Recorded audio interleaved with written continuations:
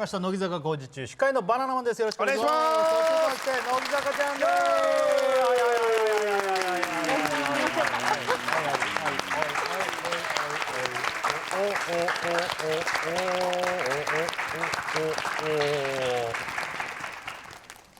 せーの、ここにはないもの。さあ本日の企画いきましょう。31枚目シングルヒット祈さあということでね31枚目ですね。今回は12月7日発売のですね、ココアの煮物。まずそうまずそうなココアの煮物ですね。これでもみんな予想してますよ、ファンの人。設楽さんが何て間違えるか。そんな適当に言ってるんで予想されたりしない。当たってる人いるのかねこれってちなみに当たってる人いないでしょ。ここにはないもの。ここにはないもんね。もう飛鳥ちゃんが卒業発表してね、12月いっぱいまでは乃木坂の活動して、でもこの番組は永遠に出るって言って聞いてるんですけど。あ、聞いてないです。あじゃあもうすぐなんですか。年末の時。わあ悲しい。寂しいですね。そりゃ寂しいね。で今回は飛鳥ちゃんが一人で。はい、一人で。お一人で行ったの。ロケ行ってきました。マジで。はい。一人で氷瀑とか登ってきてるわけじゃないよね。まさか。ほらいい天気。31枚目シングルヒット祈願。なんだどこだこ急に。可愛いよね。はい。今回のヒット祈願はシングルのヒットだけではなく乃木坂結成時からの歴史をすべて見てきた最後の1期生斉藤飛鳥が卒業するということで、残るメンバーたちの今後のさらなる活躍を祈願する旅をしてもらいます。ということで旅の道中メンバー40人一人一人へ向けた熱いメッセージを考えてもらい、最後はその思いとともに目的地の神社仏閣でヒット祈願を、そしてロケを行うのはここ奈良県飛鳥地方です。飛鳥ゆかりの地で乃木坂の未来につながる祈願をしてきてください。飛鳥駅はるばる連れてこられた。ということで今回やってきたのは奈良県。まだゆかりはない土地飛鳥でメンバーへの思いを馳せるまったり旅。特にハプニングもないロケですが乃木坂の未来につながるここにはないものは見つかるか。初めて来ました。奈良自体初め。奈良ですよねこれ。どうですか？いやでも私飛鳥を飛鳥に連れてくるってもう誰もが最初に思いつくから誰もやらなかったんですよ。絶対に誰もやらなかったことをここへ来て最後の最後にやっていただけるということで。でも本当に飛鳥だらけなんですね。本当にもうそこにも書いてあるんですよ。日本の飛鳥から世界の飛鳥へって書いてあって、飛鳥って何？あれはめっちゃ写真撮りたい。なんかメッセージもらった感じだねまだね。飛鳥保存にや。本当だ。私じゃん。どういうこと？飛鳥ってマジで何？ちょっといい気分ですね。その後も飛鳥いじりが止まらない飛鳥駅周辺ではなんだ？日本人の未来と原点が存在する。すごいですよ。すっごい大層なことが。なんか安いドッキリみたいな。未来と原点ですって一時期言われてたな私も。なんだこれ。一期生で若くてみたいな。うわ。やば。飛鳥夢販売所。何が飛鳥ちゃんだけずっと軽くテンション上がるねこれ。飛鳥ルビーって何で聞いたことある？飛鳥ルビー。奈良県生まれの幻のいちご飛鳥ルビーのソフトクリームを見つけた飛鳥さんにここでラスト飛鳥ミッション。乃木坂最後となるであろうお店の許可取りをしてご当地ソフトを堪能してもらいましょう。あ、こんにちは。すいません。ありがとうございます。すいません。東京で乃木坂46っていうアイドルをやってる者なんですけれども。あ、本当ですか？嬉しい。なんで知ってるんですか？いや絶対知ってるでしょ。本当ですか？あ、嬉しい。ちょっと今飛鳥だから飛鳥に来てまして、そうなんです。飛鳥ルビーのソフトがあるよって教えてもらったので、食べるの撮ってても大丈夫ですか？あ、大丈夫です。あ、本当ですか？はいありがとうございます。OK です。アスカ由来の土地では名前パス状態で難なくソフトクリームをゲット。いい匂い。今ということでおそらく乃木坂最後の食リポに挑戦。いただきます。なんかソフトクリーム食べるところって見られたくない。一番嫌ですよね。いやいや、そんなことない別に意識しすぎだって。嫌じゃないですあ、うまっ。あれがでけえのか、アスカちゃんがちっちゃいのか爽やかでよくわかんない。す。酸味強め。ああ、ちょっと酸味が。隠し食いの方法の中、早速3期生の思いを聞いてみると。私はでも昔から3期推しです。まあ1期と2期はもうほぼ同志というかもう同じようなくくりなので、3期が入ってきて3期の曲とかが2曲ぐらいできた時あたりから、あ、私3期好きだなってなりました。それからずっと箱推しです。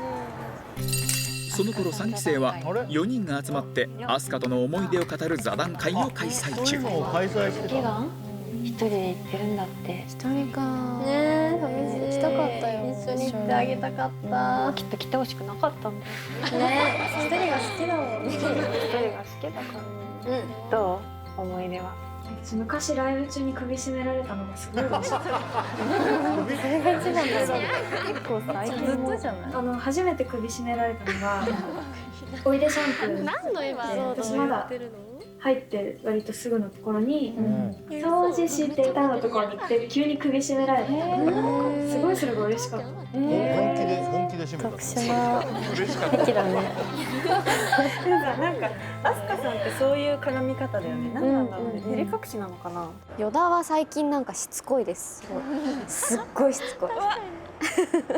まあもう会えなくなっちゃうから卒業したらやれ写真を撮りたいだの、やれご飯に行きたいだの、ずっと言ってくるからずっと断ってます。一回なんか了承したんですけど、その言ってくれるの嬉しいしいいよって言ったら、その時の喜びようがなんか尋常じゃなかったからちょっと引いちゃってあ、やっぱりなかったことにして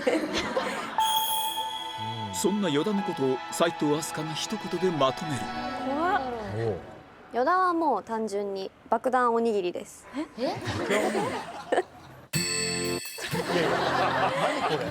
あだ名つけてくる。もう可愛いし、顔は面白いし、歌声も可愛いし、ダンスは普通ですけど、なんかどっからかじっても美味しいタイプだなと思うから爆弾おにぎりだし、でもなんか最近大人びてきちゃってちょっとおとなしい気がするから、どっかに爆弾を仕込んでいつかとんでもない面白珍事件を起こしてほしいなっていう願いも込めて爆弾おにぎりです。マジ大変だね。楽しみすぎる。アスカインアスカ。なんかすごい恥ずかしい話で、私加入してからレッスンシューズを一回も変えてなかったの。買い替えてなくて、でたまたま飛鳥さんと隣のポジションでリハしてた時に靴に穴が開いてたのね。靴下が見えてたの、白い靴下が見えてて、でずっと隠してたんだけど飛鳥さんにバレたの。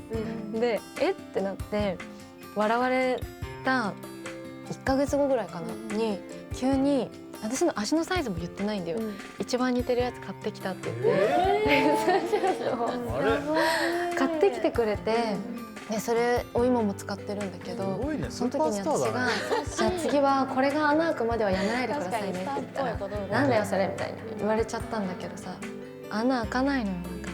じゃあやめれないじゃん。やめれないの、飛鳥さんやめる権利がないの。そう、すごい嬉しかったそれが。なんか結構私久保好きだし、悩み方とか落ち込み方がすごい分かりやすいから割と話聞いたりしてた方だとは思うんですけど、まあきっと久保さんそういう対象が多いのかなと思うんですけど、何でしたっけ、変面やったこと忘れられてたり、なんか思ったよりはあんまり慕ってはくれてないんだろうなっていう。そして飛鳥による久保の一言ラベリング。久保は最優秀半透明です。なん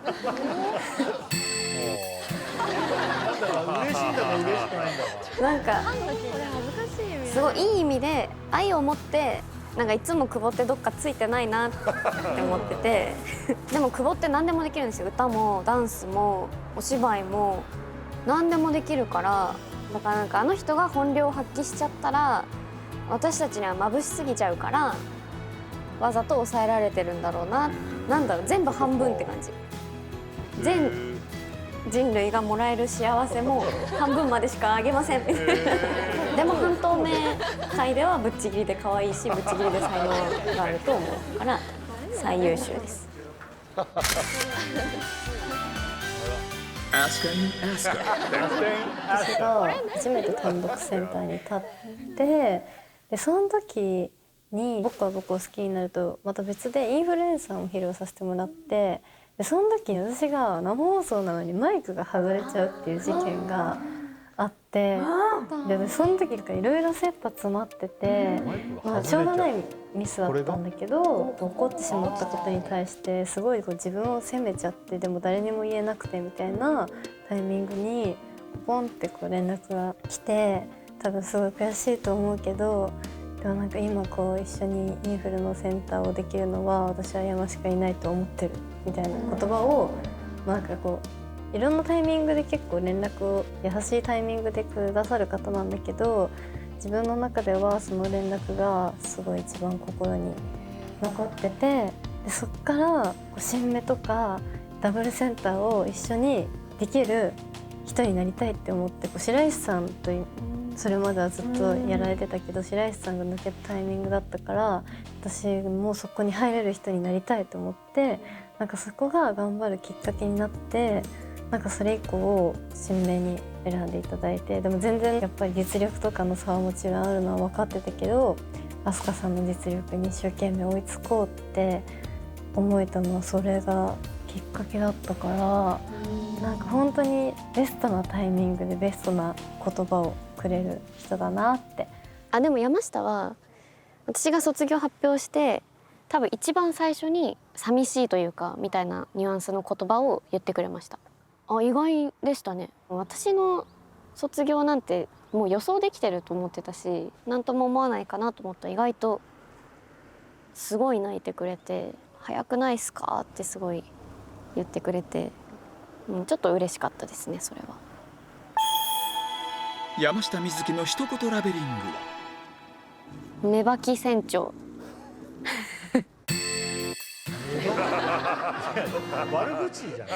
常に目はバキバキでなんか常にこう漁に出てる感じ常にこう荒波に揉まれ頑張ってこう舵切ってるみたいなイメージがすごいあるから芽ばき船長。今は山下丸の船長なわけじゃないですか。いろいろ朝ドラ出たりとか頑張っててそれはそれで素敵なんですけどそれこそ山下がとか3期生が4期生が引っ張っていくみたいになったら乃木坂丸の船長になってほしいなって感じ。そこは山下さんが舵を取って頑張ってほしいなとは思ってます。出た。世界のアスカへ。アスカインアスカ。野田もあれ首本気で締められたんだろステージ。アドレナリンで覚えてないんですけどそれがすごい嬉しくてまた締めてくださいってずっと言っていやそれ全部聞いてないとなんかもう変なプレーの話してるだから船とか一番関わり深いんじゃない？でもなんか飛鳥さんとの思い出ってあんま言いたくないんだよね。なんか飛鳥さんがあんまり言わない人じゃん。なんかあんまり自分から発信するのはしたくないんだけど、まあいっぱいあるけど、自己中の時、自己中の私が初選抜に選んでもらえた時に、もう全然関わりなくて喋ったこともないみたいな感じだったんだけど、全国握手会かどっかのなんか終わった後になんかポンってメールが来て、あんまりなんだろう人に興味を持たないんですけど、なんかすごく梅沢さんには期待しててみたいなことを送ってくれたの。急にもう連絡も取ったことないし喋ったこともない状態なんだけど、でもそれがすっごい嬉しくて、なんかその時の私はもうそれを見て頑張ってたぐらい、あんまり自信も持てなかったから。それじゃない優しさ。そう本当にそういう人だなって思う。梅は私が唯一一晩泊まった相手なのでなんか言い方間違えてる映像研やって梅と初めてちゃんと喋って面白いなって思って、なんか何様だよって話ですけど、いろんなスタッフさんにこの人この子が面白いですよってプレゼンしてた。私のおかげじゃないけど梅が今なんかいろんな人に評価されて副キャプテンまでやってるのがなんか嬉しいです。誇らしいというか何もしてないけど、一時期はなんか後輩なのにちょっとこう甘えさせてくれるというか、っていう一面も若干あったからお家行ったりしてたのかなとは思います。絶対ね寂しがり屋だから飛鳥さんって、その誕生日の前日、私飛鳥さんの誕生日プレゼント買いに行ってたのちょうど、したら明日私の誕生日よろしくみたいな感じで来たりとかするの。分かってるからみたいな言われなくても飛鳥さんの甘えてる姿を見るのめちゃめちゃ本当に思う。ありがとうございます。なんか続けたいなこの関係あって思うけど、私はどうしても梅がでかいっていう風にいじられるのがすごい好きなんで、梅はラブリータイプのIKKOさん。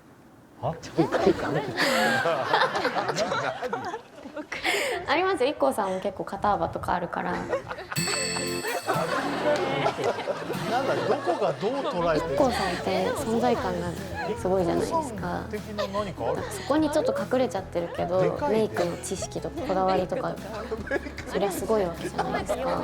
梅も実は一番って言っていいのかなっていうぐらい美にこだわりがあるように見えるからIKKOさんじゃん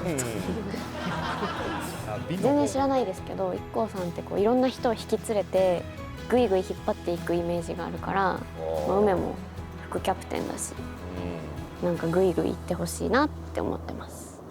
飛鳥鍋の素Ask and ask her。何が入ってんだろう。5期生か。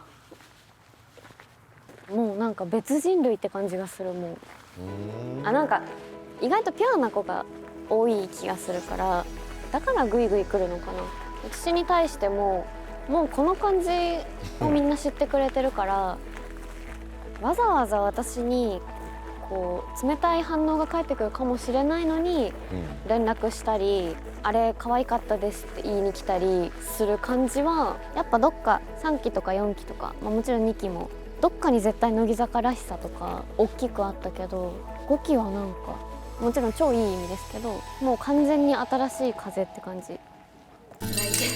そして5期生は3人が飛鳥との思い出トーク中。飛鳥さんに憧れてドラムも始めたし、ファン目線になっちゃうんだよね。トークも撮ってるし、誕生日の時にレターを送ったりとか。そうなの？そう。でも私もトーク撮ってる飛鳥さん。初めて知った。そう。飛鳥さんとさ、ツーショット撮ったことある？私はない。あやね、1個だけね、めっちゃ自慢できることがあって、5期生で多分唯一ちゃんとツーショットを撮ったと思うの。なんかひなが1回撮ってたんだけど、こうやって隠してた。隠してたね。だからあやだけ。可愛いじゃん。なんて可愛い。なら弾丸ロケで書ききれなかったメッセージは東京で追加作成。小川は孫の代まで届く飛鳥。意味がわかんないんだけど、なんだろう、どういう意味？あ、理由は？お披露目された時、5期生のから飛鳥に似てるって結構言われてたみたいで、本人にはなんかごめんねって別に似てっていいこともないし、あなたはあなたで可愛いのにごめんねって本人には謝りましたけど、まあでもそれをすごい喜んでくれて、私きっかけでドラム始めたとか、そんぐらいこう私のことを好いてくれてるので、なんか孫みたいに可愛く思うし、そんな若いちっちゃい代まで飛鳥って届いたんだ、嬉しいなと思って、喋ってあげてってすごい言われるんですけど、ちょっと話しかけに行くとなんかすぐ泣いちゃってでもなんか昔こう握手会やってた時の女の子とかちっちゃい子が来てくれて嬉しくて泣いてくれるみたいな状況がフラッシュバックして、もうその瞬間にちょっと愛おしくなっちゃったので、もう一回喋りたいんですけど、また泣いちゃったらどうしようと思ってなかなかいけてないですね。菅原はなんかちょいちょい喋ってるけど、一番はなんか私があげようとしたスイカを断られたこととなんで？なんか落ち込んでたのかな、なんかで「食べる?」って言ったら「いらないです」って言われて泣いてたんだ。泣いてるところを私がすっごいキャラキャラ笑ってたら、なんか一緒になっていつの間にか笑ってくれてたから、なんか嫌なやつじゃないんだって、私がこんなに笑っても嫌な顔せず、なんなら泣き止んでくれたから素直な子だなって。いらないですって嫌なやつ。河原は何でそういうこと？悪鳥大吉先生です。え？悪鳥大吉がついてる。小吉ってあだ名があるじゃないですか。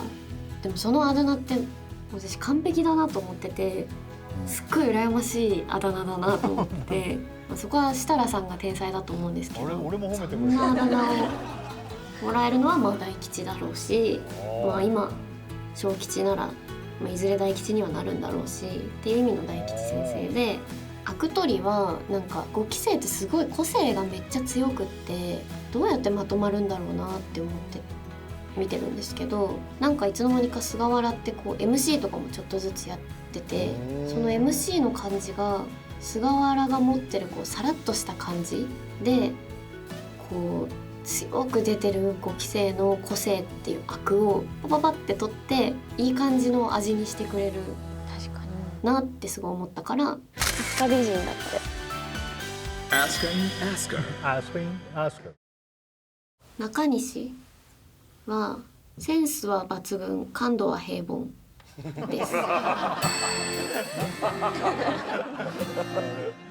喋る内容とか書く文章とか人を見る目とかセンスはすっごい抜群だと思うし、すっごいおもろい感性を持ってるなって思うけど、まあ、私に響くってことはその感性はひねくれた感性だからきっと万人受けはしないんだろうなと思うけどまあでも人柄さえ伝わればなんか強みになりそうだなと思うから、まあでもその人柄を伝えるのはきっとあの人難しいんでしょうけど、ただその平凡っていうのはどう見られるとか、それこそ誰かにどう見られてるとかっていう感覚はなんか超普通の子だから、そこがこううまいこと合わさればすっごい面白い人になりそうだな。アイドルというかすっごい面白いアイドルの枠に収まらないというか人になりそうだなと思うから、もうとにかく地道に頑張って人柄を伝えていってほしいですねあんまり優しいとかってこういうのあれかなって思うけど、日産スタジアムとかでアクチュアリーやる前、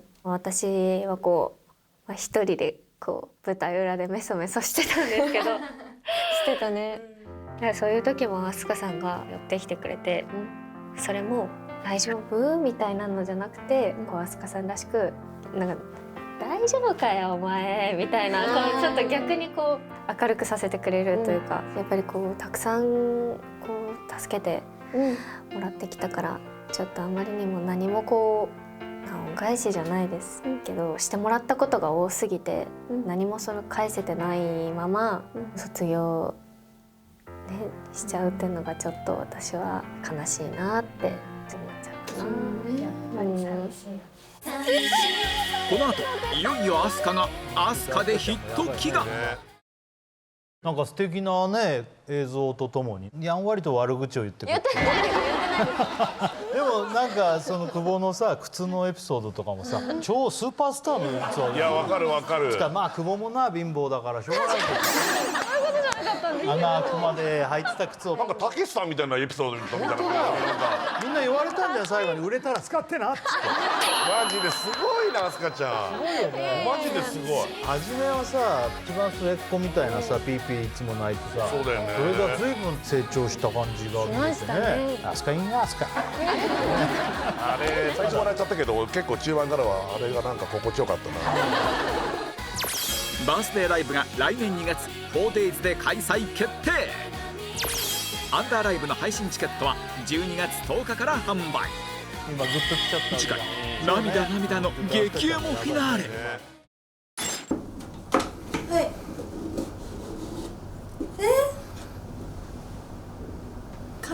向かってごめんなさい。最近、ライブ中にすごく頑張って踊ったら衣装がビリってちょっと破いちゃってごめんなさい。チャンネル登録お願いします。